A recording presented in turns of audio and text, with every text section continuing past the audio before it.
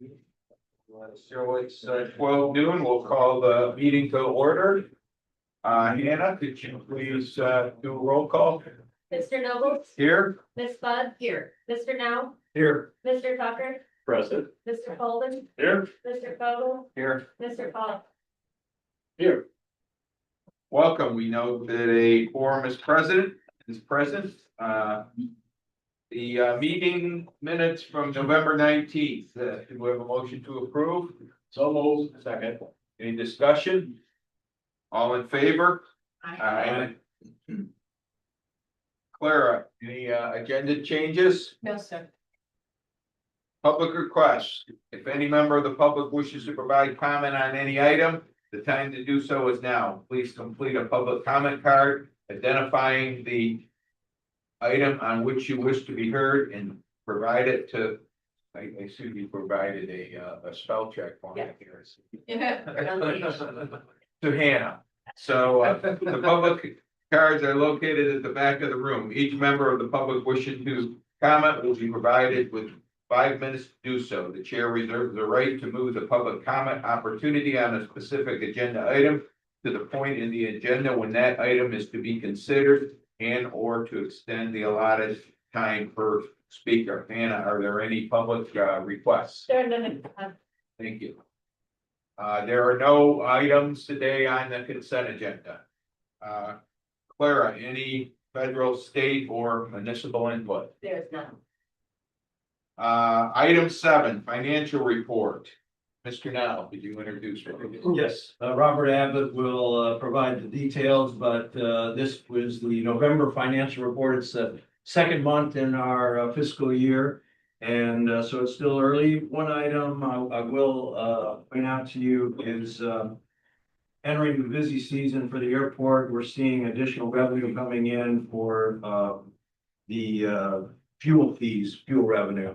So Robert might talk a little bit about that. The other items where we saw are the usual normal, where we see variances on the expense side, and I'll let Robert do that when he presents the summarized portion of the financial report. So with that, Robert? Yes, thank you, Mr. Now. We'll use the financial report through November 30th, 2025. As you can see, total operating revenues are approximately 1.4 million, and that's up about 4.2% to budget year to date. And again, a lot of that is due to the fuel revenue numbers being higher than budget, which is expected this time of year. Total operating expenses are approximately 994,000. That's down about 23.7% to budget year to date. Again, these are due to kind of the standard expense categories that we've seen, especially early on, just with the timing of expenses that we are incurring. And then net income before depreciation is approximately $377,000. So on behalf of Airport Management and the Secretary Treasurer, expect to present the November financial report to the Airport Authority. Thank you, Rob. Is there a motion to approve?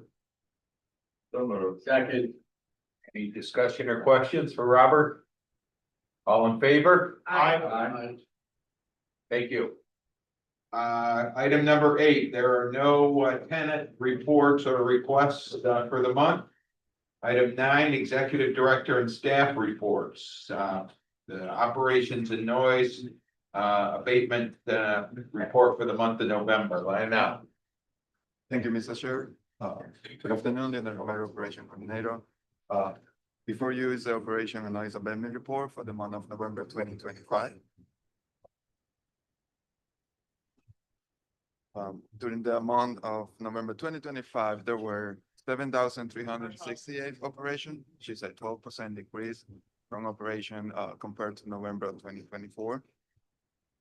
Since the presidential inauguration in January 2025, 15 VIP TFRs has been implemented over Mar-a-Lago, of which 4 of them happened in the month of November, increasing the total TFR operation to 8,431. And during the week of Thanksgiving, operation increased 24% compared to the week of Thanksgiving of 2024. And that's because we have a longer TFR that week. In November, there were 2,356 operations under the TFRs. Jet A deliveries were up by 90%, compared to November of 2024, and F-gas delivery were 91% compared to November of 2024. There were 8 households that filed noise concern in November 2025, which was from the noise hotline and online noise reporting form. During the month of November 2025, Cousin had 193 aircraft cleanings, which is an increase from the 140 total cleanings during November 2024. And there was 1 vessel cleaning as well. These 193 aircraft arrived from 20 different countries. And there were 13 after-hour cleaning for the month. And for the month of November 2025, the observation area received approximately 637 visitors. This concludes the operation report for the month of November 2025. I'll be happy to answer any questions. Questions? Thank you. Item 9B, vertiport's feasibility study update. Clara, you're going to introduce this. Yes, thank you, Mr. Chair. As the board will recall, we initiated a study to evaluate the feasibility of advanced air mobility and potential for vertiport development here at Boca Raton Airport. That includes conducting an environmental scan of where we are as an industry for advanced air mobility, what technologies are out there, and what the timeframe horizon is for these technologies to be adopted, as well as the role that Boca Raton Airport can play in attracting that new emerging technology and that new mode of transportation here to Boca Raton. So as part of this effort, we assembled a team of experts to help us conduct this analysis that will take place in the next year and a half, consisting of Recondo and Associates with a sub-consultant of Wolford. Wolford is an expert in the field. They are consultants to just about every airport in the state of Florida, particularly here in Southeast Florida with Palm Beach County Department of Airports, of course, Boca Raton Airport Authority, Broward County Aviation Department, and Miami-Dade Aviation Department as well. They also consult for the state of Florida and for the FAA. So due to some scheduling and travel constraints, they were not able to join us in person for this overview that they're going to be providing on where we are with this analysis, but they are available telephonically. They are currently online. So with us are Zach Schumann and Jennifer Kim with Wolford, who will be guiding us through the update this morning. Clear. So go ahead, Zach and Jennifer, when you're ready. Good afternoon, everyone, and thank you for such a great introduction, Clara. Thank you all for the opportunity to share about our vertiport feasibility study here today. Just a quick introduction. My name is Jennifer Kim. I am a project manager and senior aviation planner here with Wolpert. I'm based out of New York City, and I've been working in aviation planning for the past 10 or so years. And my work in the past few years has been really focused on integrating AEM. A large portion, as Clara said, of my work focuses on AEM integration in Florida. And we've been working closely with FDOT on their statewide aviation advanced air mobility program. And we do work with a variety of airports and developers on AEM feasibility planning and integration. Zach, would you like to introduce yourself as well? Sure thing. Great to see everyone, and really do appreciate you having us. And again, apologies that we're not there in person for this, but we look forward to getting there soon. Zach Schumann, I'm our national aviation practice leader, so I have the benefit of overseeing our planning, geospatial, architecture, AEM R&D team, and our federal research team. So my background is actually in the state of Florida. I work for the governor's office and in aviation policy. Very familiar with Boca Raton Airport. I grew up in Parkland and West Boca. I was born in West Boca. First job at the Town Center Mall, and second flight was out at BCT, so that I ever flew piloted. So very familiar with the airport. Love the area. My parents live. And actually, I just got off the phone with my mom, and she's at Meisner Park right now. So, Where are you guys based? Jennifer's in New York, and I'm in Denver. Okay. So great great to see everyone, and I'll let Jennifer go forward and jump in. You know, as Clara mentioned, you know, we're doing, you know, part of the benefit I think that we bring, but you know, some of the unique elements of this project is that the FAA is currently working on new vertiport standards. We're writing those. I have the pleasure of working on that and writing most of the FAA's design standards, and the big one right now is heliport and vertiport. So we'll be able to talk a little bit about that when we are going through this presentation and talk about the importance of the work you guys are doing, how well it's been, how timely it is that you guys are doing the project now based on where design standards are. Thanks, Zach. Just a quick question. Would it be possible to share my screen with the presentation just as we're navigating through the slides? I'm not sure if that's Yes, you should be able to. okay. I just sent a request, so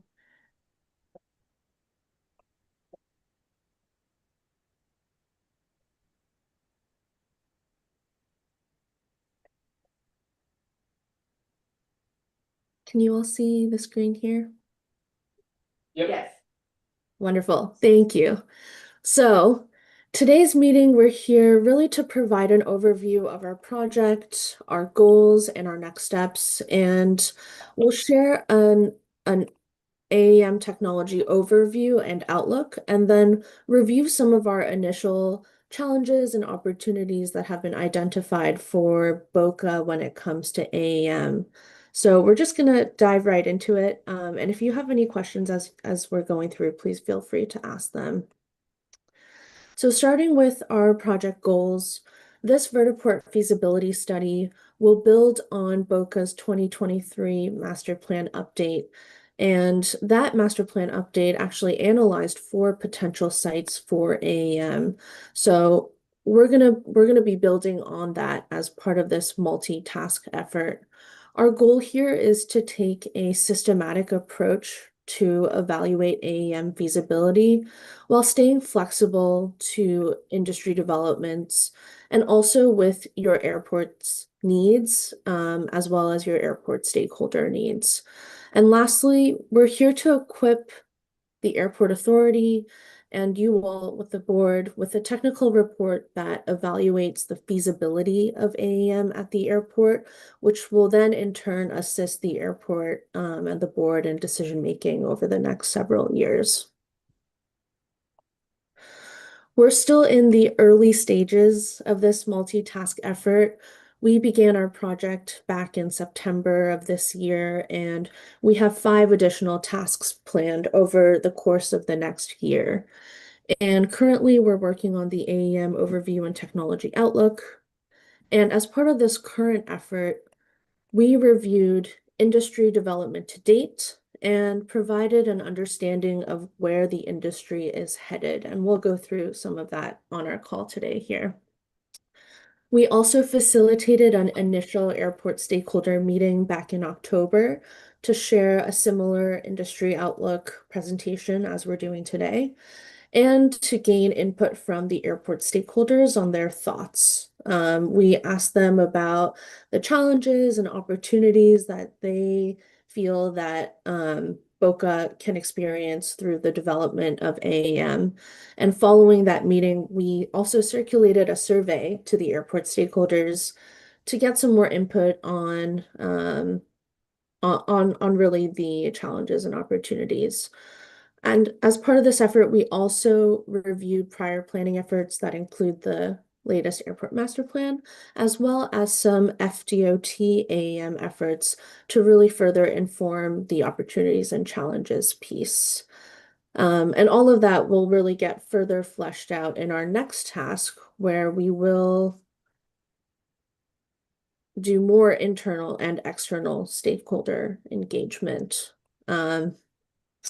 The initial airport stakeholder meeting that we held in October was really the start of more of an intentional and robust internal and external stakeholder engagement effort that we will undertake in our next task, which will include engagement with not only the airport stakeholders, but also with folks from the FAA, the state, local governments, and other key stakeholders as we progress into the next task.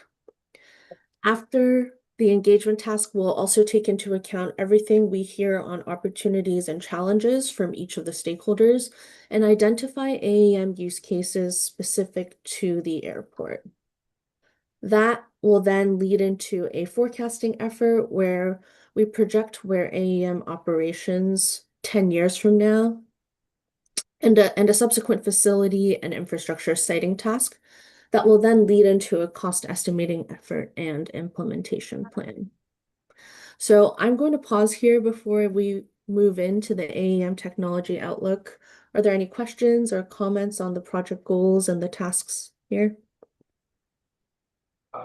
Jennifer, who have we identified as the stakeholders in this? Because seemingly it goes just beyond, you know, local pilots and people that are directly affiliated with our facility. Yep, so from the government side of things, the FAA would be a key stakeholder to include FDOT. At the local level, local utility providers, the city of Boca firefighting as well. On the industry side of things, it is always helpful to include the original equipment manufacturers, so the companies that are actually manufacturing and developing the aircraft. Trying to think, Zach, I don't know if you can think of any others. We haven't specifically come up with the list yet, but I'm just coming up with the Yeah, oops. I think the biggest thing, when I think of stakeholder engagement and advanced air mobility, the first thing that immediately comes to mind, and we've done this at numerous airports, right, is there's a balance of the excitement and the fear. I mean, so here you have these really exciting, this exciting prospect of an industry which has, infrastructure developers, which many of you are well aware of, like what used to be Ferrovio and Atlantic Aviation, working in and around the Boca area in South Florida, trying to build infrastructure. And so you have infrastructure developers, you have aircraft manufacturers that are really selling this pitch of these quieter aircraft that is going to connect Boca to more direct commercial service airports and other parts of Southeast and Southwest Florida through this really innovative, I don't like to use the term low cost because I think it's misleading to the initial operation. So we'll say moderate cost operations. So, but there's the balance there, right? There's a lot of positives they want to get out, but there's also the impacts to the airport where you all, as we well know, already have a fairly confined facility. That introducing a aircraft that is low, slow flying, very different than maybe your traditional fleet mix that could be coming in from alternative areas that you don't want to necessarily take up your runway. You do need to involve a lot of stakeholders that could include that, depending on the approach departure path and the exact landing facilities that are cited for this, could include that this may alter your noise patterns, especially visual noise around the airport. It could have impacts, obviously on FBO tenants who want to see this come as a potential business opportunity, and potentially tenants at the airport that are not operating FBOs that frankly may look to purchase electric aircraft soon. So the internal and stakeholder engagement, I think it's really broad because it is a fundamental shift, I think, in the culture around Boca. It's not just introducing another type of aircraft that's using the runway. There could be broader impacts. I mean, where I was going is, the concept and usage at this point is a regional one. So Correct. it would seemingly be important to find out what other airports in the state and the area are doing on this front, and do they have similar initiatives? Because if we're the only one regionally that has a vertiport facility, it seemingly is not going to get much traction. 100%. That's a great point. And Clara, you could probably add to this. I mean, there's already been some connection made between Miami, Fort Lauderdale, Palm Beach. Obviously, encompassed in those three entities, there's, I think, 12 airports because Miami and Palm Beach each have 5. So you have the other airports in the area that Clara and our team have already engaged with, and we've gotten them involved. And then you also have, there's the statewide advisory committee that we're looking to get BCT involved in. So you'll see it both from a state, but the regional network of what those 12 airports that are encompassed are doing. And you do have greenfield sites off airports like Vertiports by Atlantic and Ferrovial that's building greenfield vertiport sites that I know Clara knows that team really well. So all of those are being engaged to understand the different nodes. You have one vertiport, you're not going anywhere. You have two vertiports, you have a route. Mhm. You may have implied this, but I didn't hear it directly. Are we also engaged at some level or plan to be engaged with our local officials from a visioning perspective, city, county? Make sure they know what we're doing, they're buying in and participating, just again, from the strategic standpoint? Yes, absolutely. As Zach mentioned, the city participation is going to be important, and Jennifer mentioned, not just in terms of the operational aspects, but making sure that it is aligned with the vision for Boca Raton and what we want to bring Are here to they Boca. involved at this point? in time? Not yet. The first meeting that we had, it was internal stakeholders, so it involved airport tenants. We also included some educational outreach with the high schools and with Lynn and FAU. But the first meeting, we kind of wanted to gauge what level of interest we would have and what plans our existing tenants might have that they are exploring, they would want to share with us either as part of the group or inviting them to come, to meet with us one-on-one or through our portal. But once we get through the first phase, the first couple of steps in this process, that will, the next step in the stakeholder engagement will be these external stakeholders that Jennifer and Zach have mentioned, including local policymakers, the city, the county as well. I just think that's really important. Yeah. We want Yeah.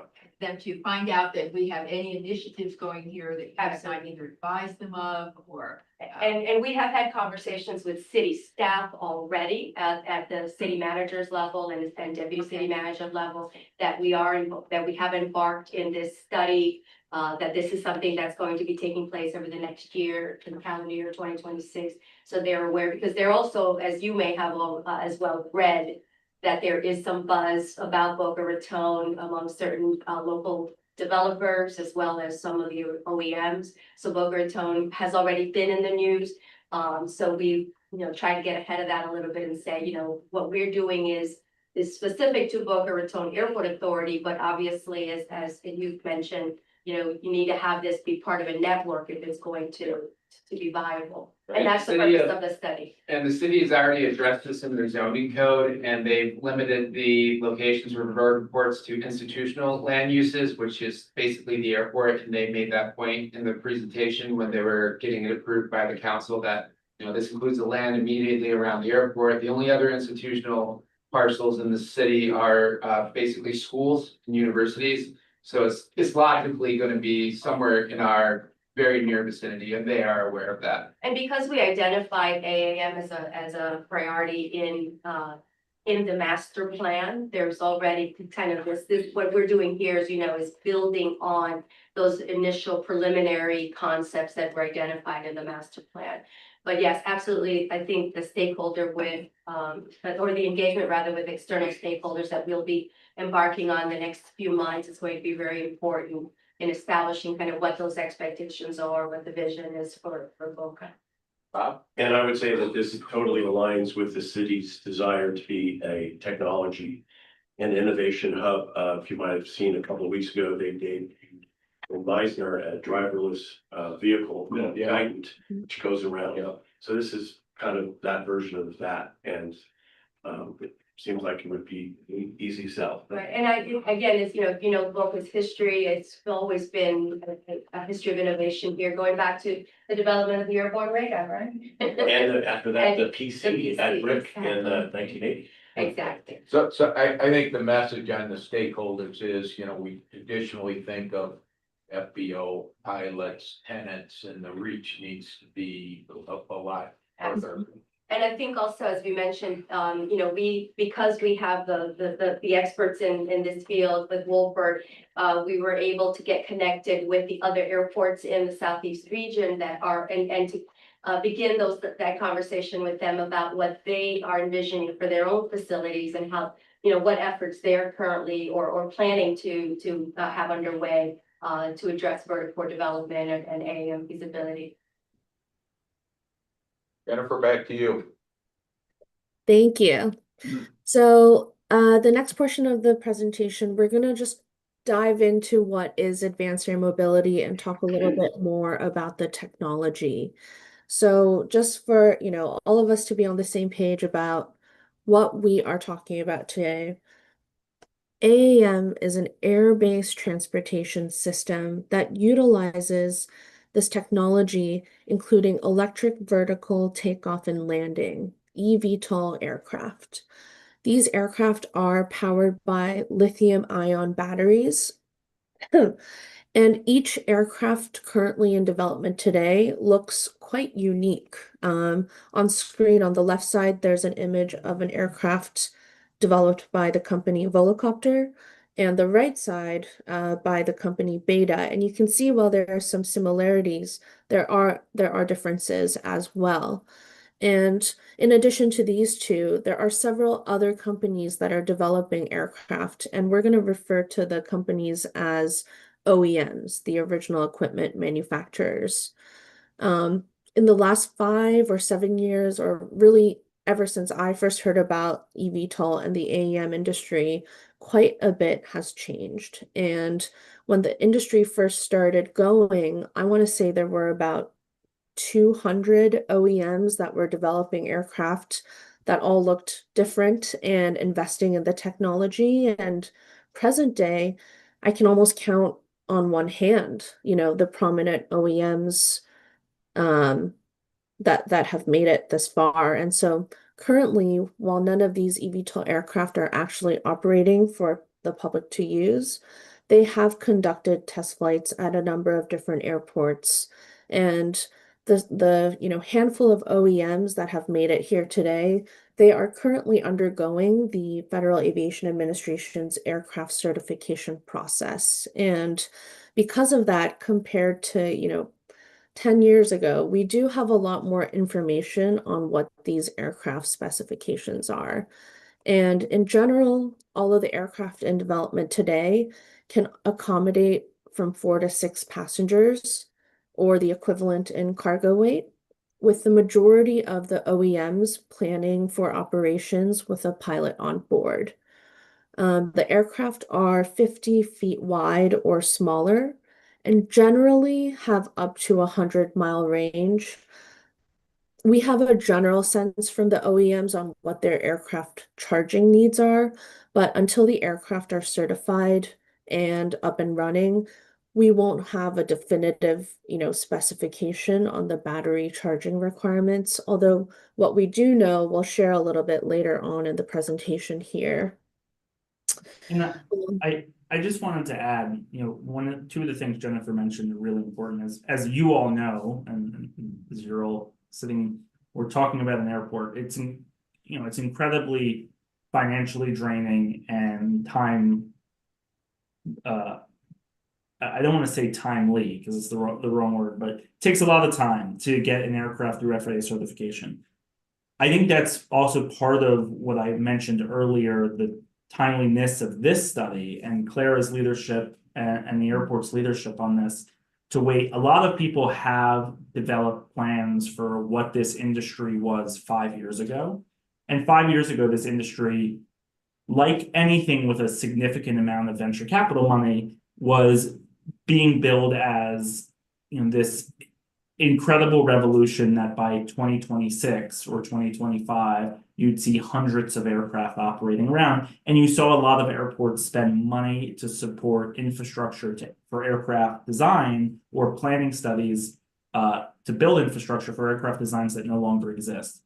The few OEMs that are still currently progressing, they've all either gone public or have significant private backing from a legacy aircraft manufacturer.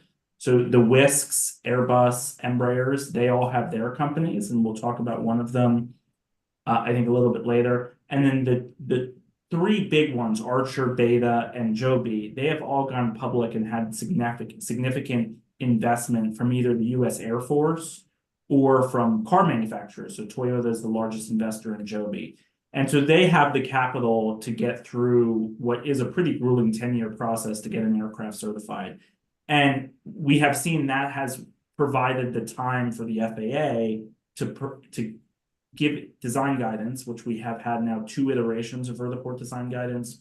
They have all consolidated, with the exception of one OEM, around the common charging network that is also used in vehicles like Teslas. And so we're seeing an ease of planning because of patience, knowing that this industry has had numerous delays. Like anything in the electric vehicle business, the electric automobile had the same sort of delays when they were coming out.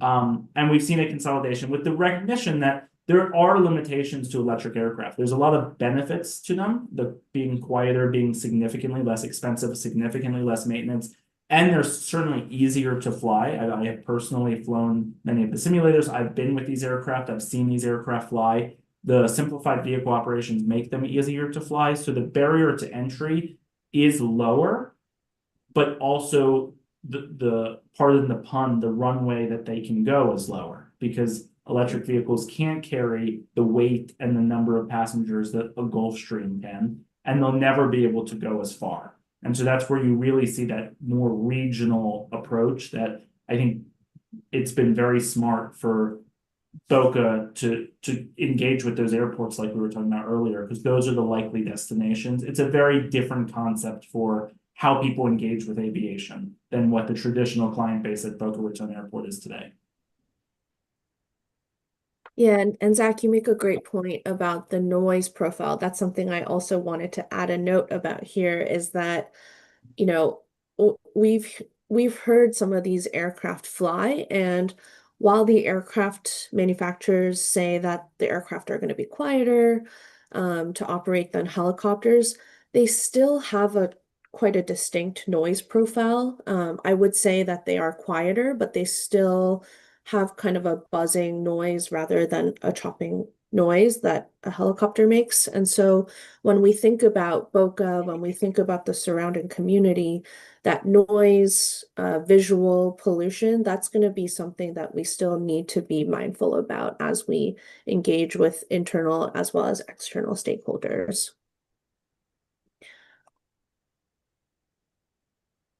So there are a few key use cases we can expect for these new aircraft. Several OEMs that Zach mentioned, Archer, Joby, they are interested in this air taxi use case. So that's the passenger carrying operations to really provide faster alternatives to ground transportation.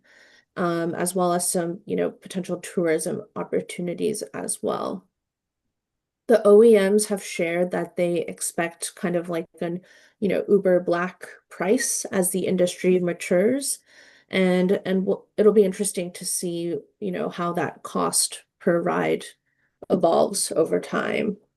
And as Zach mentioned, several of the OEMs are backed by airlines and have signed agreements with airlines as they think about these passenger carrying operations in the future.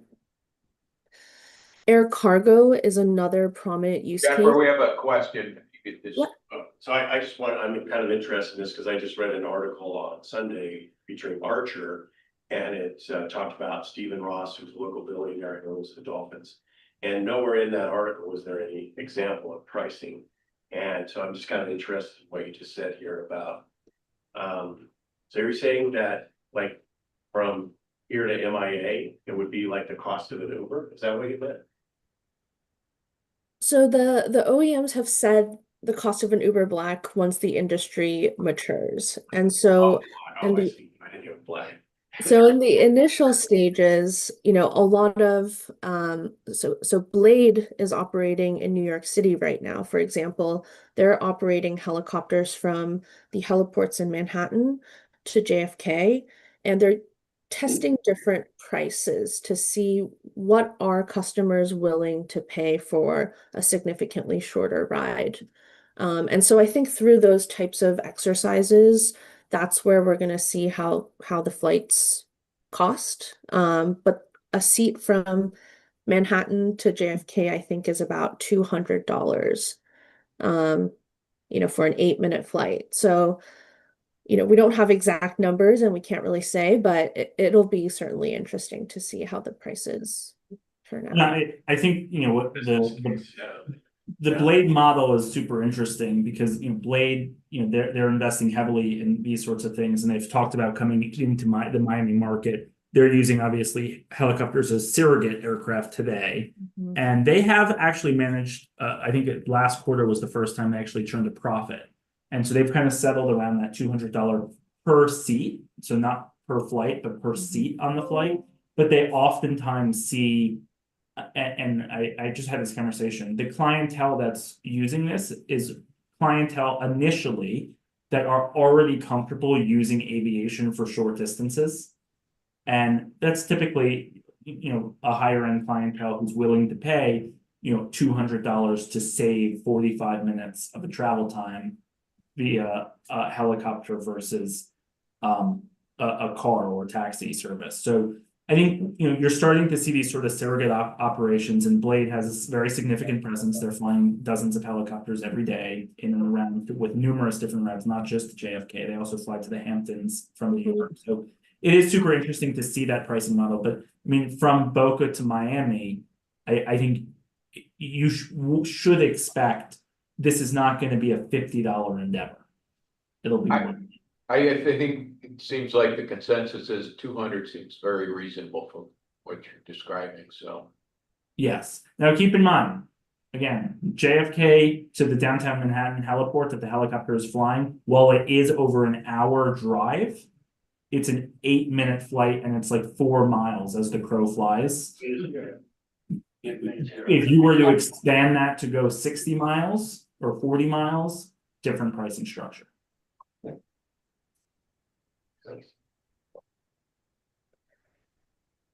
So air cargo is another prominent use case that the OEMs are interested in. Particularly Beta has,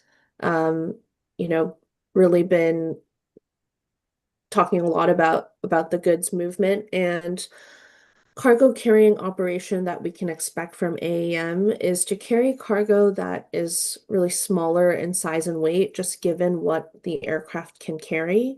And so we expect that more high value, time sensitive goods would be carried using these types of aircraft. And while today we see packages being delivered to our doorsteps by drones, typically referred to as the last mile delivery, we can expect these eVTOL aircraft to fulfill more of a middle mile logistics operation that transports goods between like a warehouse and a fulfillment center.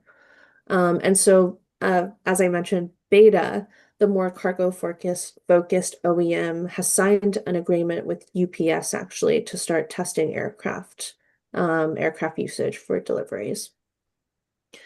The third use case is for public services. Today, a lot of our public services like emergency response, air medical, firefighting, search and rescue are conducted by helicopters. And because OEMs have purported that these aircraft are quieter, more environmentally friendly, and less expensive to operate than helicopters, we can expect to see a transition in fleet for some of these public services that are done today by helicopters. And the fourth one, once the industry truly matures, we may see folks wanting to use eVTOL aircraft for private and recreational use, just like, how we have that for GA airplanes today. So before I share a video, I do want to also talk a little bit about Florida and Florida DOT's planning for AAM. FDOT has been planning for AAM since 2022, I want to say, Zach, maybe even a little bit before that. And FDOT has really been a nationally recognized leader in the AEM space. They have developed a number of different tools for local communities. They have a land use and community guidebook that they've published, multiple airport compatibility reports, a lot of stakeholder community engagement tools and materials for educating the general public and the local government and policymakers on what AEM is, among a lot of different other initiatives. And FDOT released a video about a year ago that I want to take a moment for us to watch together. I'm not sure if the sound is going to work, so we're gonna see if this. Advanced air mobility, Are you able to hear the sound? Yes. Yes. Wonderful. commonly referred to as AAM, brings the latest technology to flight. These aircraft are powered by batteries and electric motors, and most use a combination of rotors and wings, all of which makes them quieter and less costly than fuel-based aircraft. Utilizing vertical takeoff and landing to fly cargo or passengers quickly and efficiently over short distances, these aircraft will operate at existing airports and heliports, but also at standalone facilities known as vertiports. As AAM technology continues to evolve, Florida is leading the nation in creating pathways for this developing mode of transportation. It's an opportunity to introduce a new mode of transportation to the world to move people and goods. It's really going to revolutionize transportation as we know it. It's going to really change aviation. I think AAM is going to transform the way we move around cities, and I think it's going to be really exciting. We're looking at the cargo medical logistics side of things, as well as working with the military and figuring out how they can incorporate electric aviation into it. One of the ways we can lead the nation is by bringing thought leaders and industry leaders together to talk about what the future is going to look like. FDOT has done a tremendous job about pulling together all of these great public and private sector stakeholders. They are way ahead of where I see anybody else. I mean, the way they're thinking about this, the fact that they're putting together a guidebook and have policies and procedures to implement is fantastic. We want it to be safe. We want it to be efficient, but at the same time, we want to get to the end result faster than any other transportation provider in the entire world. I'm excited about where we're headed. For more information, visit our website.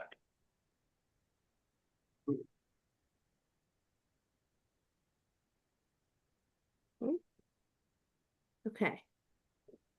So, that video just really indicates and shows Florida's commitment to this technology.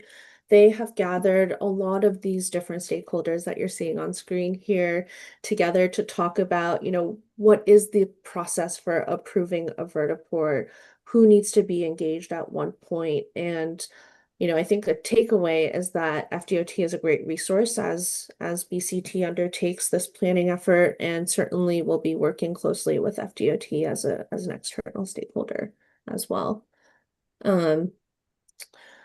So, as we kind of just heard and looking at the screen here, to make AEM a reality, it really does require coordination among so many different stakeholders that have different roles in this process. And the federal government, the FAA, they set all of the pilot and operator regulations. They have published and are continuing to update vertiport design standards. They are responsible for the aircraft certification.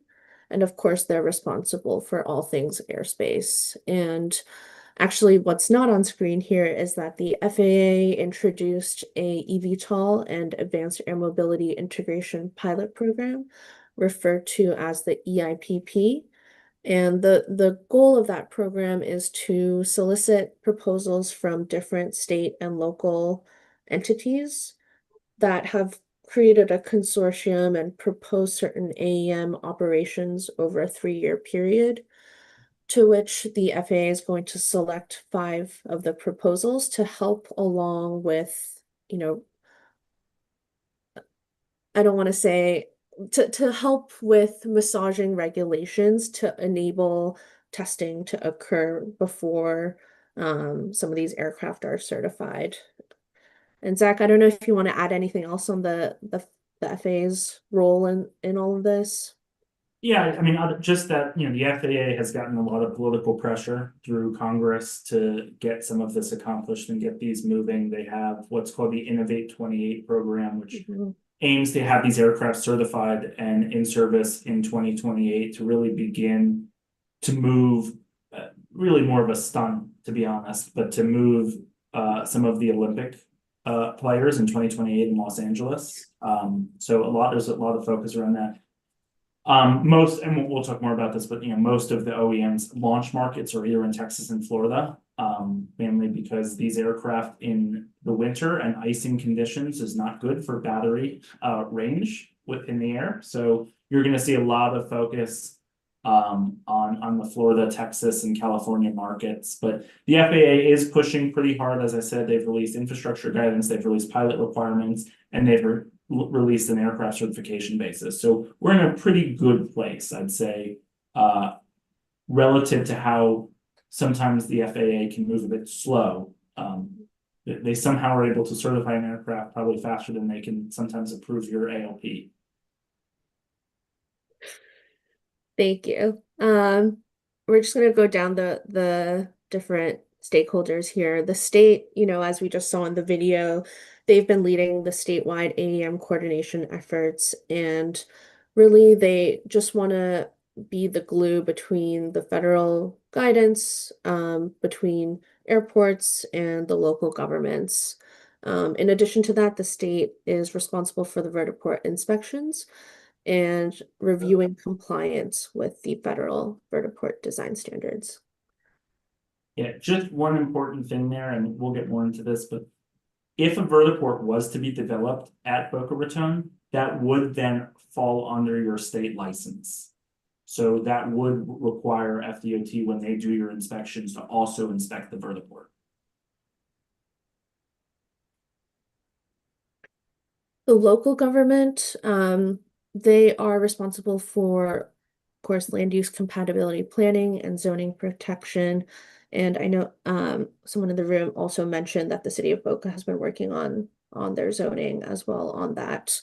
In addition, the utility coordination, community engagement, not on the screen here, but the firefighting response piece is really important with the local government as well. An infrastructure developer, so that's the actual entity developing and building the vertiport. They'll be responsible for the planning, design, and construction of the vertiport, as well as the utility coordination and community engagement alongside the local government. And the service provider, the entity that will actually operate the vertiport, will be responsible for community engagement as well as the flight scheduling.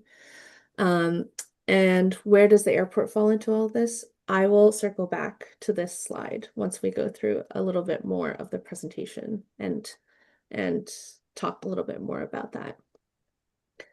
So where do we expect these aircraft to operate to and where from?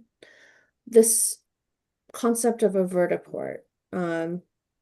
Vertiports can be located on airport or off airport. And the FAA actually considers vertiports as a subset of heliports, just with additional design standards. The latest design guidance by the FAA, called Engineering Brief number 105A, it's titled Vertiport Designs Supplemental Guidance to the Heliport Design AC. So that document outlines all of the design standards, and a vertiport at Boca would have to comply with those standards, because it would be a public use facility. Jennifer, we have a question here, Gene. Yeah, you know, I think Boca can play an active point. Looking at, say, 2030, I think Boca would be a major hub in the first leg or last lap between us, FLL, PBI, or MIA.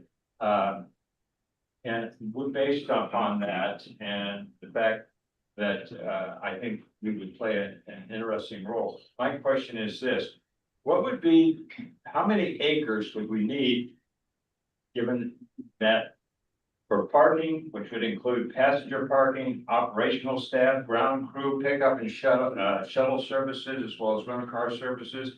Then you've got your charging facilities, which your aircraft have to be moved to. Given the wingspan of all that and the number of these vehicles you could expect to be on the ground at any given time, and as well as in the area for the terminal, the landing and charging area. How many acres are we talking about for a terminal that I just described? Yeah, I think a lot of people are kind of saying that for that type of what we'll call it medium tempo facility, a lot of people are saying between 2 and 4 acres, around 3 acres. You have to remember the amount of pavement that it takes for this aircraft to take off, as you see there where the H is. The entire TLOF FADO safety area, which encompasses all the safety critical elements, is about 150 feet by 150 feet. So that is where the aircraft will land. It will then taxi to parking position. So it's really a matter of tempo of how many parking positions and how many aircraft you want throughput per hour. But most developers are kind of honing in on that 3 to 4 acre site to account for all of that. And the caveat I'll say, at an airport, it may be less or more depending on, you know, how much space you need from your runway, if you're going to have a dedicated landing facility, or if you're going to leverage FBO terminals and things, you know, to account for multi-purpose facilities. So it could be less or more depending on if Boca Airport is going to operate this terminal themselves or leverage one of your existing FBOs. Jennifer, do you just want to hop to those? I mean, I think we've got all this. If you can get, while we're on the topic and just kind of, you know, is there more to be said on those slides, just as a follow-up to Gene's question? Yeah, so, you know, similar to a runway and how it has approach departure surfaces, the landing pad that you're seeing on the right side of the screen here, this is the touchdown and liftoff area, final approach and takeoff area. This is where the eVTOL aircraft is landing and taking off from. So this area is associated with a approach and departure path that you're seeing on screen here in blue on the left. And so this is a, you know, big consideration as we think about siting, you know, as you think about where is that 3 to 4 acres located. Well, you also have to think about what's surrounding, you know, that area and that property, because the approach and departure path you're seeing on screen is like this sloped imaginary surface that extends for 4,000 feet and does require to be clear of any obstructions. Yeah. So in other words, and this is super important, you're all familiar probably, you know, off the end of your runways, there's height restrictions for building development. Wherever the vertiport is sited, 4,000 feet from that location, you will have new height restrictions for facilities around there. So it is very important for long-term planning to understand where you're putting it in. They're less restrictive as the runway height restrictions, but nonetheless, I mean, it is still new height restrictions that would take place around the airport. And I think this is also important to consider, you know, as the industry evolves, and Boca really is very strategically located in South Florida. You know, any other vertiports that get developed or planned for in Boca need to coordinate with the airport and make sure that there aren't any impacts to Boca's, you know, actual airport operations. So things like this imaginary surface are good things to consider in that. I didn't bring in any more, you know, super detailed slides on the vertiport design, but are there any other questions on vertiport design before I move on to charging infrastructure? No, I mean, I think we're still like up here, you know, from a strategic perspective. And, Yeah, exactly. You know, so we don't necessarily need to get super deep into the weeds and some of this stuff right now. So I mean, this is a good, I think, fundamental education for everybody. So yeah, keep on rolling. Great. So I think a big question in people's mind is the charging and the utility needs and the power. And over the years, there has been more and more information on what the power needs are for charging these aircraft. And while not all of the manufacturers agreed to one standard, the majority of the manufacturers have agreed to using this combined charging standard. And what that means is similar to how we have just vehicle plug-in vehicle chargers. The majority of the aircraft that are in development today will also be able to share a similar charger. So like when we look at phones, it's like a USB-C charger that works for many different types of phones. Over the years, there have been multiple types of charging options that have been developed, namely BETA, as you're seeing the images on screen. They've developed two types of charging. So the one that you're seeing on the top of the screen, that's their stationary charging option. And BETA's been growing their stationary charging option network all across the US pretty quickly. And I think they have, a lot of plans to continue to grow throughout many states. The image that you're seeing on screen on the bottom is actually called their mini cube. And this is a mobile charger that's suitable for more, maybe it's like an event-based demonstration, not necessarily for high tempo operations, but there is this now BETA mini cube mobile charging option. Something that's also influencing the charging times, and BETA has developed this thermal cooling equipment.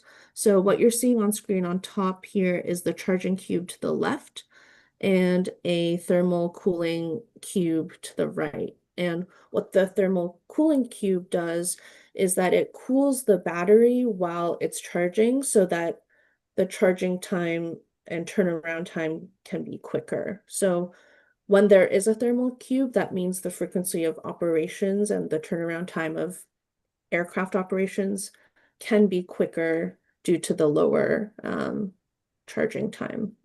And just, to kind of tie this back to decision and timelines, high level strategy for you all. So a lot of airports in Florida are starting to develop charging stations. Obviously, there are no aircraft that are using them. The payment structure, right, is the big question. Like you all, would want to recoup some of this money. A lot of airports are ground leasing the location these chargers are going in, so they're getting a lease payment, and then they're also getting some sort of fee on top of that. So there's numerous different airports. The Orlando airport has installed one, Gainesville, Tallahassee. A number of airports are starting to install this. The airports that have charging stations are going to get electric aircraft first, naturally, because it gives them an option to land there. Even without a vertiport, BETA is landing at these airports today with their test aircraft on runways. So they're landing on the traditional runway, taxiing to a charging station. It is taking, though, I'll use this example. In Miami wanted to look at putting in a charging station. They called FPL to get the amount of electricity to the site they wanted the charging station. FPL told them it could take 2 to 3 years because of the backlog of work they have. So there is some decisions and putting this on ALPs and getting this down the pike and really coordinating with FPL because they do have a big backlog on work that needs to get done. And all the Tesla superchargers that are going in is taking up obviously some of the capacity on the system. So whether an area needs a new substation or all of that, and as the airport gets more electrified in general, ground surface equipment, electric cars parking at the terminals, as more electrification happens, there likely will need to be more electricity brought to the airport, and that could require a significant lead time from FPL. We had another board member question here, Gene. Yes. Can you give me an example of the time element in recharging one of these aircraft to 60 from to to a 60% load, in other words, adding 60% load, what would be the anticipated charge time? And I would ask you use for example, the 350 kilowatt, because that's what the new supercharger stations are operating. I think in general, it's very dependent on the thermal cooling, if you have thermal cooling equipment or not, because to be honest, charging the battery is a lot easier than cooling the battery after a flight. But it's typically between 15 and 30 minutes is the turnaround time. So aircraft have to land with at least 25% reserve battery. So they're saying to charge it, it's 15 to 30%. To get roughly, they're claiming around 70% on their fast chargers. I would think if you're going to have potentially multiple aircraft and thermal cooling, you're looking more at 45 minutes to an hour.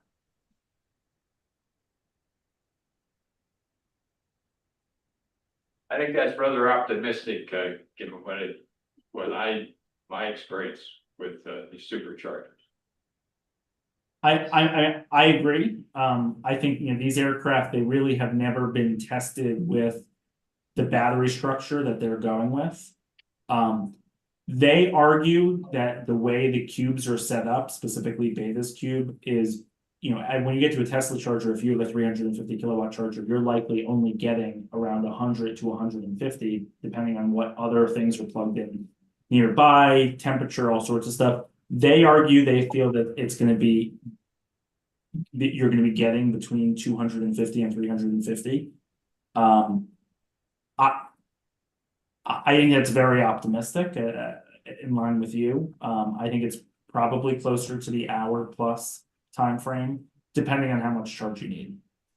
Well, and the technology is evolving, right? So in 2 years, who knows what it's gonna be at, but I think, Gene's point is a good one. So, okay, keep rolling there, Jennifer.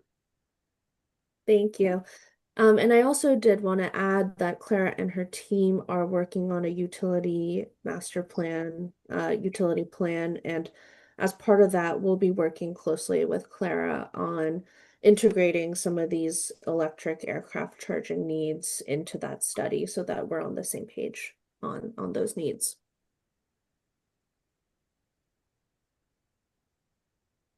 So, let's see. Okay. So coming back to this slide, where does the airport fit into all of this? Well, the airport's going to be engaged with the local government on the land use compatibility planning. The airport is going to be working with the state on vertiport inspections, although it's not being highlighted for some reason here. The airport is going to be instrumental in community engagement, in utility coordination, and vertiport standards, vertiport development. So, all this goes to say is that while there are all these different entities that need to be coordinated with, the airport is going to be a critical, anchor in the vertiport planning process.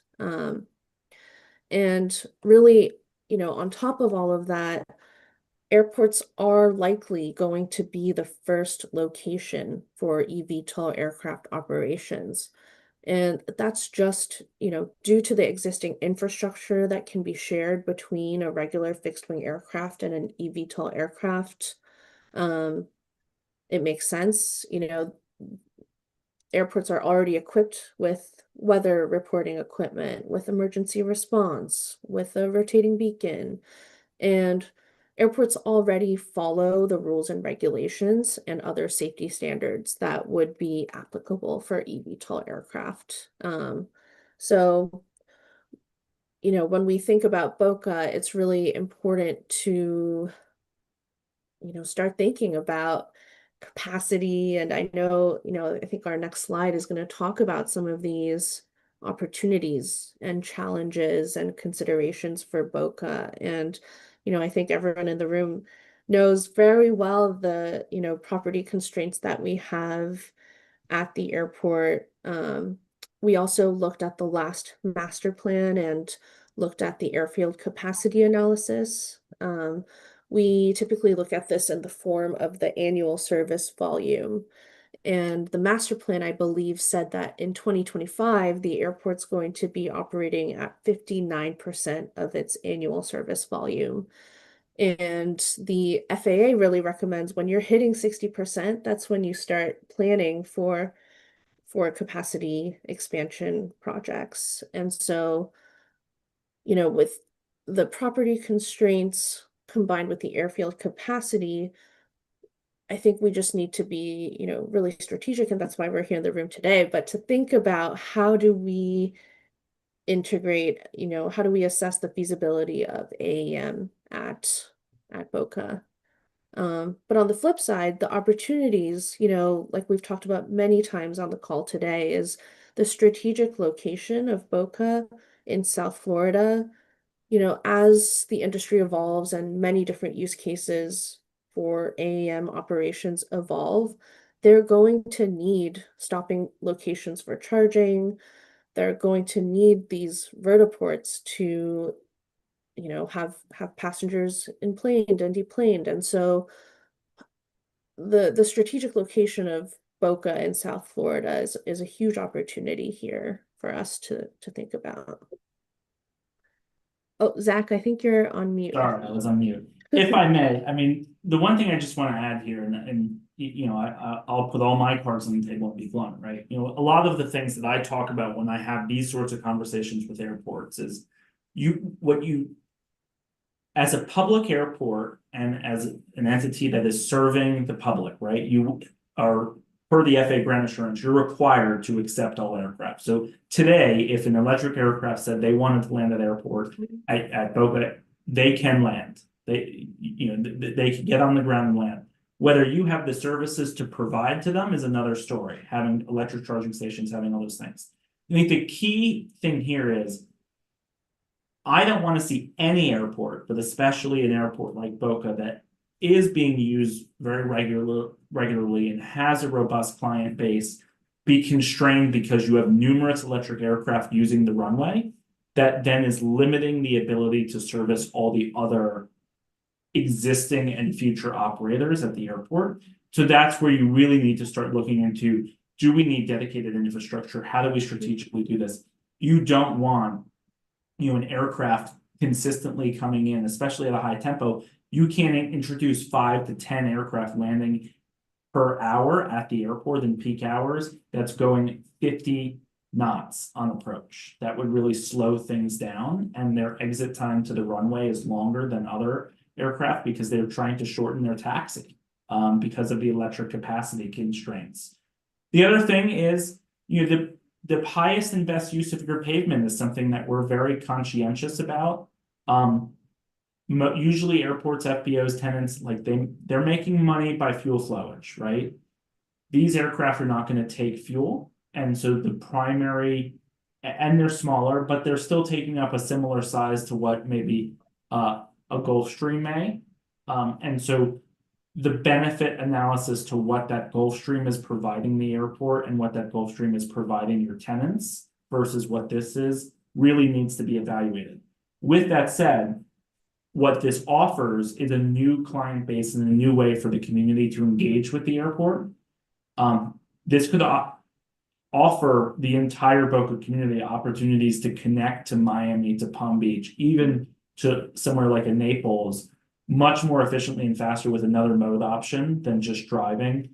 And really, it's an exciting prospect, especially for people that might never use private aviation, like a private FBO or a private jet service, but they would be willing to use something like what Blade has going on or what Advanced Air Mobility can bring to the airport. So I think there's a lot of exciting opportunities to expand the catchment area and the base and the value to the community while still really needing to protect what you guys have today.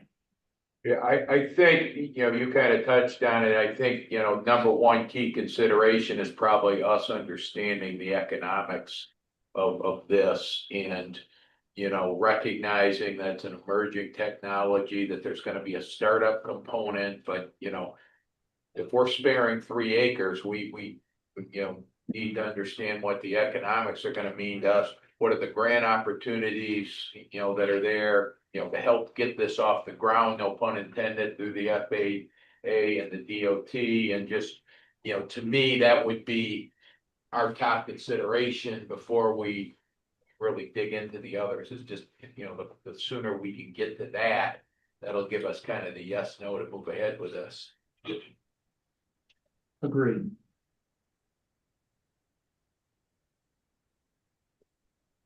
Jennifer, go ahead, is there? Yep, so the last couple of slides here, just opening it up to everyone in the room.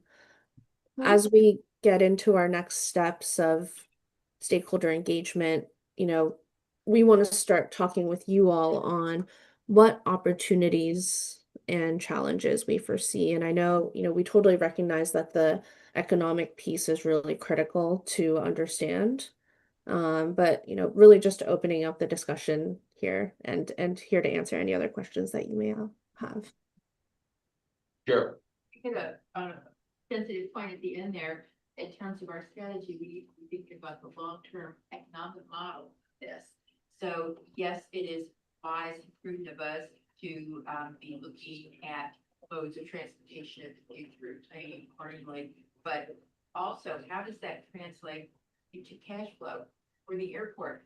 If you're going to be tying up space, even though, let's just say hypothetically we have 3 new acres from FAU or whatever that isn't near us, but still it's going to impact on the number of aircraft that can come in. Those that are coming in that are of this mode aren't using fuels. What is the economic model look like? And we never have talked about how does what's the monetization of this for the airport. And that is specifically the goal of the study. We're at I think at goal 1 or 2 of 5 different goals. So the end result will be a business case analysis that would inform you as the policy making body for the airport, whether this is something that is that's going to be reasonable or not. Exactly. Yes, but I think we are all excited about the emerging technology and positioning Boca Raton Airport as an early adopter and as a leader. But at the end of the day, it has to be something that is not only that doesn't just break even, but that is an identifiable, a new source of revenue for the airport authority, because the opportunity cost is other potential development on the property that is, as we know, our scarcest resource is the land. Yeah, there's an opportunity cost for sure. So, other questions? I have just a simple one. Terminology. We know the facility is a vertiport. What do we call the aircraft? Is there common terminology to refer to the aircraft that are utilized? A lot of them are referring to them as eVTOLs, so they're electric vertical takeoff and landing aircraft. So eVTOL is the colloquial term that pretty much everyone is using. You need some catcher. Yeah. Hey, that was 66 Jackson car. Yeah, there you go. Like that. Yeah, and I just want to add one thing, and I think Clara hit it really well, and I really, again, I can't say enough about the timing of the study, and I think Clara's leadership on that is great. There was really very little, frankly, there was very opportunistic economic data that the OEMs were pushing out to encourage investment, and we're finally starting to see some realism in the turn times of these aircraft, which will drive the economic decisions that airports need to make. There are stories around the state, and many of them, where people are incredibly upset at the leases they signed with charging stations. Some folks have entered into leases, Palm Beach being one of them. They entered into a lease with a vertiport developer in 2020. And they have, the vertiport developer have been paying a very minimal fee, and they have never broken ground. And they have spent a lot of time and a lot of planning effort to do that. And I think, they themselves have said numerous times that we regret how quickly we jumped into it. So over the course of the next year, as these aircraft get certified, I think we're going to start to learn a lot more about how does an airport recuperate the cost? What does a landing fee look like for something that's not using the runway? Yes, the impact to the airport's less, right? The cost to build a 150 foot by 150 foot pad's a whole lot less than to build a runway. But how do you all make up that cost? That'll be really a central element going forward. Not only not using the runway, it's limiting the use of the runway. Additional aircraft that are using the runway and are using traditional fuels. So anyway, Yeah, I mean, I think, the demand is gonna be, the taxi concept in and of itself. If you're telling somebody in Boca, they can get down to MIA for an international flight for $200 in 9 minutes or whatever it takes to get down there, I think people are gonna be lined up. Would this also eventually be something like going over to the Bahamas? We can fly over the ocean and, right now it's just 100 miles, right? Yeah. not yet. Long term, Not yet. yeah, long term, I could see that there are significant requirements to have life vests and life jackets that frankly, the weight and size of these aircraft just can't do that. Might be more cargo for the Bahamas, that's some of the use cases I've seen, and it might not necessarily be electric, it might be a different alternative fuel such as hydrogen. Hybrid. You want proper vertiport facilities over there too, The so. weight considerations. There's a lot of focus on the Florida Keys right now by the state because the FAA requirement is that these aircraft, the way they're being certified, cannot fly over open water for more than 30 minutes continuously. So for the Bahamas is a bit of a stretch, but going over the Keys where they can go back over land and then that restarts that 30-minute clock provides a lot of opportunity. Okay. Anything else? We're gonna wrap this up. Any other questions? Last call. Jennifer, Zach, thank you. Claire, anything else to add?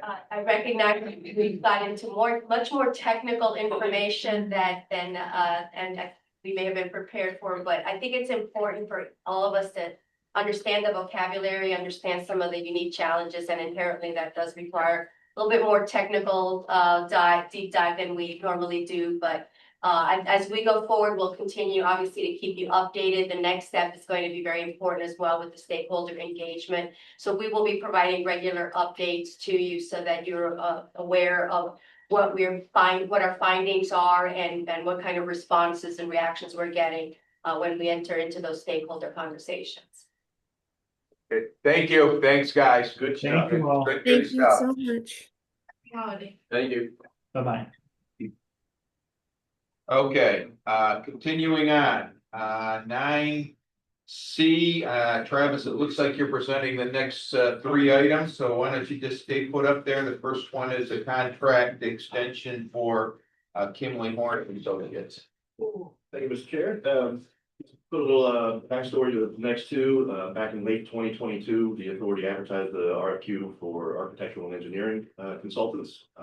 The 2 top ranked firms were awarded an initial 3-year contract in February of 23, and we're nearing the end of both those contracts. So the wish to continue our relationship with the first exercising of 1-year extension for both. So first up would be Kimley Horn and Associates, where management recommends approval of resolution 123525, approving the first of 2 1 years. I'll move. Second. Any further questions or comments there, Just to Claire? clarify, there is it's not listed in the memo, but there is per the contract, a 3% increase in the rates for the Kimley Horn agreement. So just want to make sure that you're aware of that as you proceed with the vote. It's included in the contract. There's a 3% increase as part of this. Which we approved Back when we approved the contract. It will be so. effective with the exercise of the option if you so agree. Any other questions or comments? All in favor? Aye. Item D, Travis. Mr. Chair, very similar to the previous one, our other consultancy, Garver LLC, is up for their first renewal extension period, excuse me. I do not believe they had a blanket of the escalator built in. So with that, the resolution 123625 and approval, first year. Jim makes a motion, second. Cheryl, any further discussion? All in favor? Aye.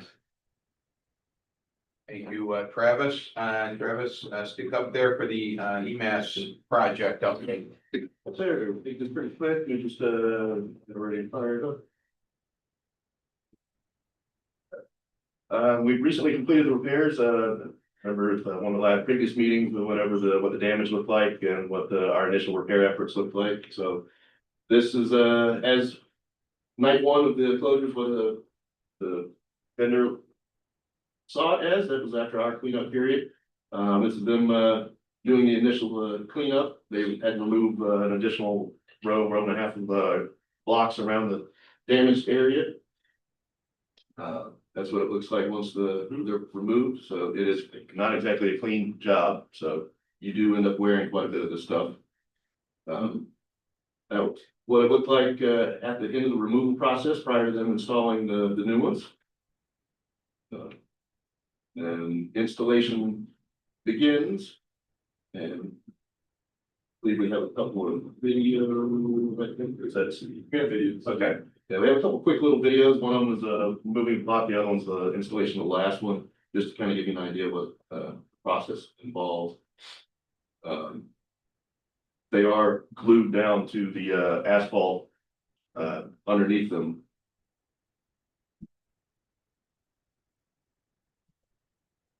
That is sped up. It didn't happen that fast. Yeah. Wish. What is that weigh? Approximately? At that thickness, it's probably in the neighborhood of about 100 pounds, give or take. It's actually very lightweight material.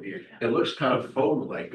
Yeah, that's the outside of it to try to contain, keep moisture out. Oh, I see. There's a membrane. Yeah. Oh, okay. The cementation stuff that collapsed. Is that glue or? That's, It's like a tar, it's like a I feel rubber like adhesive. Okay, similar to like a roofing okay. tar.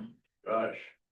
Yeah. That one's a little thinner than the previous one that was about 100 pounds, but you can see that one's maybe 35, 40. They can just kind of scooch it around a little bit. They vary in size from about 6 inches on the front row to 18 on the last row. Oh. The other one. Is this like a crew they flew in that are experts on doing this? Yeah.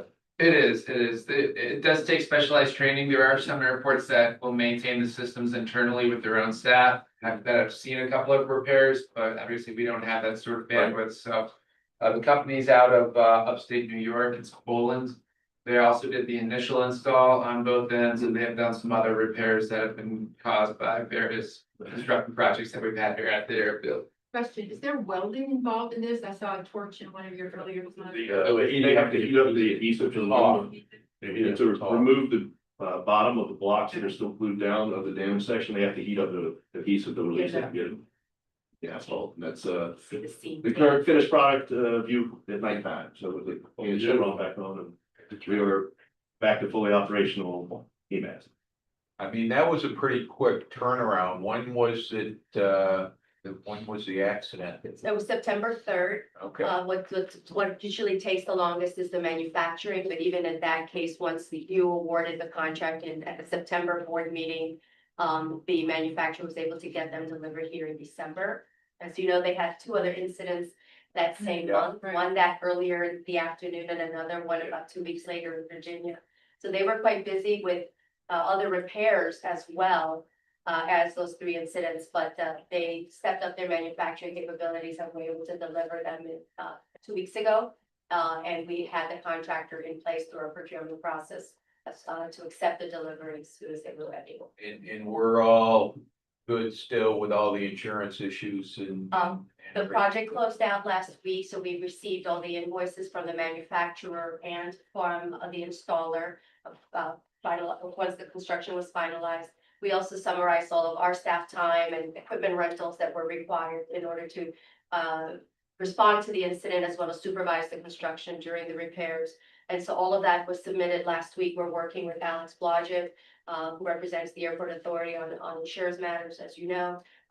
Coordinating with him, who's helping us coordinate with the insurance company to effectuate those payments. What does that look like overall in terms of total cost, copay? I assume there's a copay in there somewhere. Well, we are filing the claim through the operator's insurance company.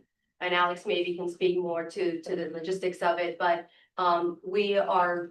they have accepted responsibility for the incident, and it's covered under the operator's insurance policy. So we are filing the claims, and we have filed the claims through their insurance provider. We've been in touch with them throughout. In fact, the representative of the insurance company was here 2 days after the incident to do a visual inspection. And they've been out since the repairs have been done to also do a visual inspection. So our goal is to have the insurance company provide payment directly to the. So it would be cost neutral to us. It will be cost neutral to us, including again, staff time as well at the operations staff level, Travis and his team, as well as the rental of equipment that we had to incur those costs. So our total direct costs were about $5,000. The cost for the actual installation, the crew that did the install was $143,000, and the cost of the blocks and the manufacturer's time down here was $508,000. So what's the bottom line then? The 5,000 out of pocket for us. So around 700,000 total, Yeah, but that's the number I was looking for. zero approximately, I didn't do the math either, but zero cost to the airport authority because again. Travis, is there anything else that you wanted to share on this? Yes, that was just the brief Thank you. overview and saying. Good job. We're back. Thank you. Nice job in turning this around and getting it done, so thank you. Okay, item 10, authority board member requests and reports. Any board members have anything they'd like to bring up or discuss? Gene? I do. This goes back a little bit in history. I don't know how many board members were on this board when it was proposed, the University Village. Anybody? Anybody? Several members. Okay, I see we have a few here. We made an effort at that time to make sure that we had the navigation easement. But the project was tabled. We do have easement. We do have easement. Okay, that's the important factor. And I just want to make sure that we had that. Yes, and if you'll recall, you and I both attended multiple meetings where we said, despite the fact that there is a navigation easement and the airport authority is protected from, with any legal impacts, we understand the operational impacts will still be there. So we had plenty of input regarding our concerns about a tall, intense development right off the end of the runway, some of which, the developer promised that they would incorporate into the eventual design. And I've submitted several comments throughout the different iterations of the project as it moved through the planning advisory review. I provide all those reviews, so I've submitted several comments stating our concerns and federal process for protecting airspace. And for the most part, it's a much smaller, less dense project than what we saw back in 2012, 2013, but there were still these concerns. Is Mark Kinsheimer still the developer on that? He was the original developer, I believe. Mr. Folder, you might have more insight. I believe it's still the same developer in Florida. It is, in Florida. Okay. Yeah. I would just like to thank John Garrity and the team at Atlantic Aviation for hosting us for a tour there this morning. It was incredibly interesting. 58,000 square feet and $40 million plus investment in Boca Raton Airport. And I would encourage Claire and Scott, to do more kind of field trips like that. It was really great to be able to go kick the tires, literally. I second that. And it's wonderful, seeing a PowerPoint and all that, to go out there and spend an hour was really great. Excellent. And thank you all for these gifts. Yeah. Okay. Claire, we're gonna talk about the gifts and coming up. It's our tradition. Of course, we have the chocolates because it wouldn't be holidays without the holiday chocolates. But we just wanted to thank all of you for all of your guidance and support throughout the year. We recognize your volunteers and you have very busy schedules, but I, for one, certainly appreciate your level of engagement and support for what we do here as a team. We couldn't do it without you, and this is just a small token of our appreciation that the staff put together, just to thank you for all of that throughout the year. Thank you. Thank And there is also lunch. I know we've smelled the delicious food that Hannah and the rest of the team have been putting together for us. All night. So those of you who are here in the audience are welcome to join us as well. It's just hopefully the start of a new tradition. We can break bread together after. Great idea. Any other board member comments or input? Hannah, any other public comment? There are none. Any other business to bring before the board? Motion to adjourn. Stand adjourned. Thank you. Holidays.